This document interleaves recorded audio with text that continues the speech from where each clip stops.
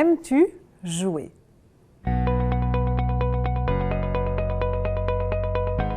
Jouer est un besoin. Ça permet de se détendre, de relever des défis et aussi de prendre des risques pour de faux.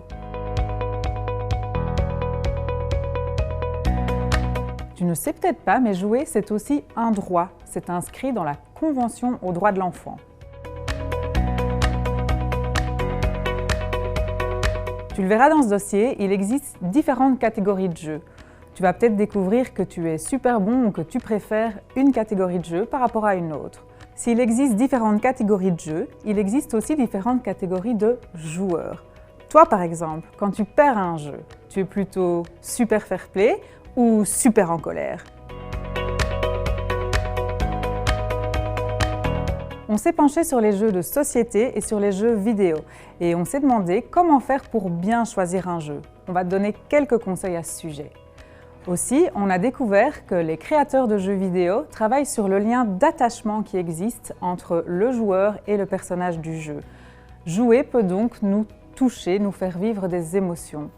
Par exemple, tu peux avoir envie de rire, de pleurer ou même avoir peur quand tu joues à un jeu.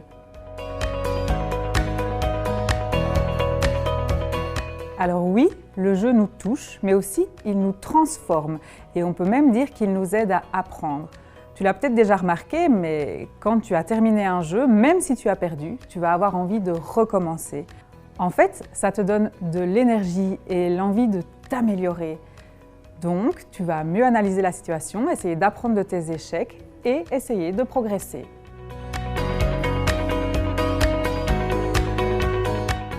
Dans notre dossier, nous t'avons glissé des idées de jeu et des endroits où tu pourras jouer. On va aussi te montrer que le jeu a toute sa place en classe. On a d'ailleurs rencontré des élèves qui ont fabriqué un jeu avec leur enseignante. Ils vont même organiser un tournoi pour défier leurs parents. Et toi, as-tu envie de jouer? Rendez-vous dans le JDE du 5 janvier pour découvrir notre dossier sur le jeu.